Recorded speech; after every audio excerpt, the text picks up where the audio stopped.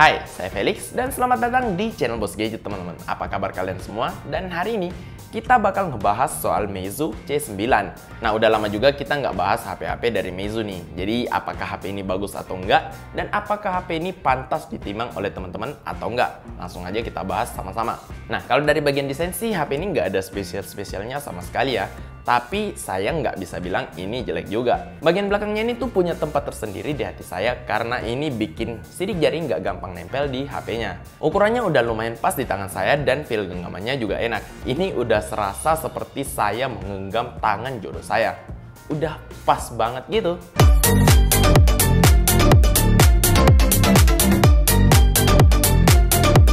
Terus Meizu ini udah punya layar berukuran 5,45 inci dengan rasio yang udah kekinian, yaitu 18:9. Resolusinya HD dan udah pakai panel IPS. Sudut pandang HP ini tuh udah lumayan bagus, warnanya juga bisa saya bilang lumayan gonjreng. Jadi HP ini tuh untuk dipakai nonton video ataupun nikmatin konten udah lumayan enak lah. Hanya saja untuk saya pribadi kalau brightness-nya saya set full, ini bikin mata saya sedikit lebih cepet capek dari biasanya. Jadi tergantung selera masing-masing lagi ya. Untuk perlindungan layarnya kita udah dapat anti gores gratisan. Tapi ini bikin saya emosi sedikit sih. Karena pemasangannya tuh nggak rapi. Jadi saya kadang-kadang pengen banget untuk ngelepasin. Tapi ya takut juga. Karena siapa tahu layarnya bisa cacat karena itu. Dan yang bikin saya sedikit kecewa, kita nggak dapet casing nih teman-teman. Tombol power dan volume rockernya yang ada di sebelah kanan ini posisinya menurut saya udah lumayan pas dan clicky juga. Nah, terus slot yang disediain HP ini tuh ada 2 slot SIM nano dan 1 slot micro SD. Kedua slot SIM-nya udah saya tes menggunakan kartu smartphone. Keduanya bisa dapat sinyal 4G VoLTE. Jadi buat teman-teman pengguna smartphone ini udah bisa kalian pakai. Nah, terus untuk bagian spesifikasi itu Meizu C9 ini pakai chipset Unisoc SC9832E quad-core 1,3 GHz yang katanya perubahan dari Spreadtrum. GPU-nya pakai Mali 820, terus HP ini punya RAM 2 GB dan ROM 16 GB yang bisa ditingkatkan sampai 128 GB. Nah, dengan spesifikasi kayak gitu, handphone ini bisa apa aja sih? Nah, jadi HP Meizu yang saya pakai selama ini tuh pakai Flyme UI yang saya suka banget. Soalnya Flyme UI ini ringan banget dan nggak banyak bawa bloatware. Dan karena Flyme UI ini juga, pengalaman pakai HP ini untuk buka aplikasi dan multitaskingnya jadi bagus banget menurut saya. Nggak ada masalah yang saya temukan di bagian itu. ROM yang terpakai di HP ini setelah saya install beberapa aplikasi buat review hampir mencapai 11 GB. Jadi sisanya hanya ada 5 GB aja nih teman-teman.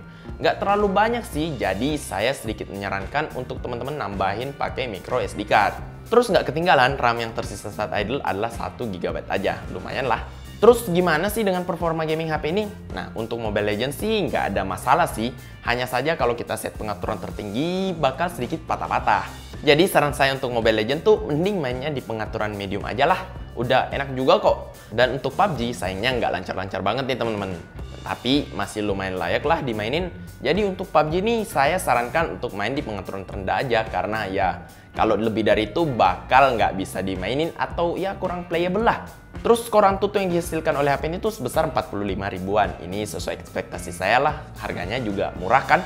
Tapi yang nggak sesuai ekspektasi saya tuh ada di bagian sensornya nih. Karena sensornya tuh lengkap banget. Ya teman-teman lihat sendirilah. Gimana? Lengkap kan? Oke, untuk bagian kameranya tuh mode-mode yang disediain HP ini ada mode auto, manual, burst, panorama, scene, filter, QR code, dan night shot. Sayangnya nggak ada mode pro di handphone ini.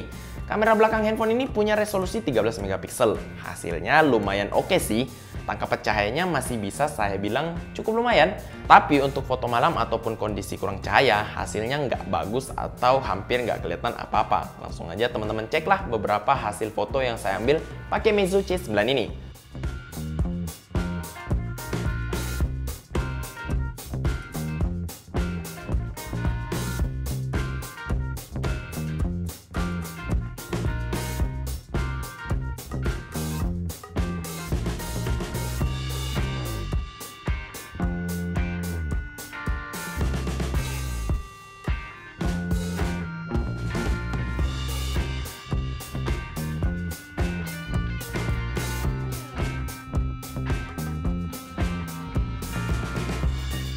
Nah, kamera depannya resolusinya 8 megapiksel nih. Kualitas fotonya sih kurang lebih mirip ya dengan kamera belakangnya. Warnanya oke, detailnya masih bisa, dan takaran cahayanya juga masih ada. Hanya saja mode blur atau bokehnya ini agak aneh sih.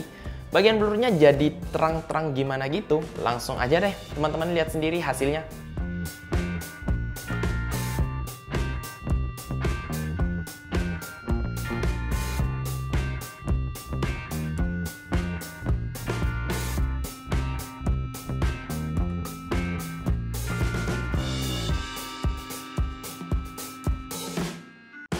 Dan HP ini tuh bisa merekam video sampai resolusi 1080p atau Full HD dengan kamera belakangnya. Terus untuk kamera depannya sendiri hanya mentok di 720p atau HD aja. Langsung aja deh teman-teman cek hasil videonya juga. Jadi ini dia hasil perekaman dengan kamera belakang. Bentar, kok kurang fokus kayak gini ya? Oke teman, jadi ini dia hasil perekaman kamera belakang dari Meizu C9 ini.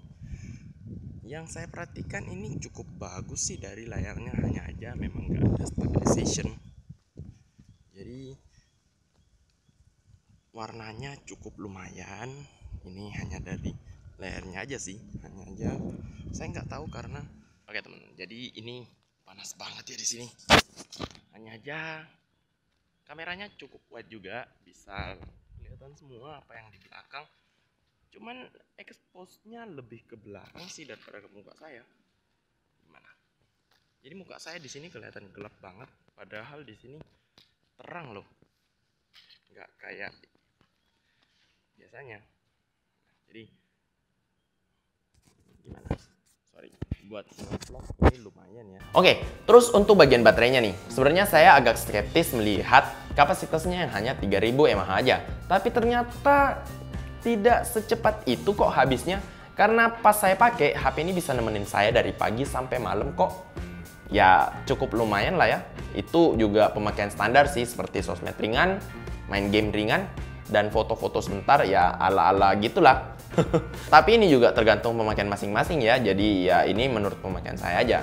Nah kalau gitu kita masuk aja ke kesimpulan saya soal handphone ini. Jadi kalau bagian desainnya sih saya suka banget ya.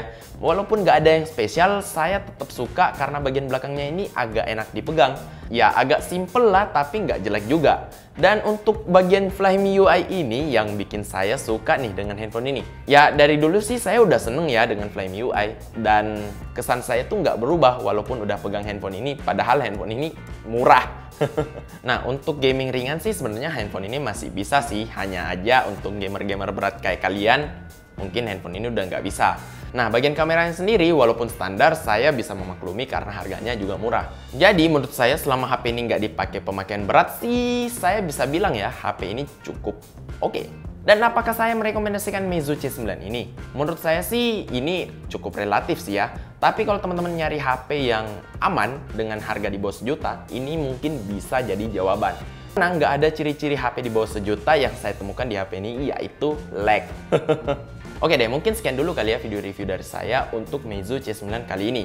Dan kalau kalian suka dengan video ini, ayo ajar tombol like dan subscribe di bawah. Jangan lupa untuk share video ini ke semua sosmed teman-teman ya. Kalau gitu saya Ferry undur diri, kita ketemu lagi di video selanjutnya. Bye-bye.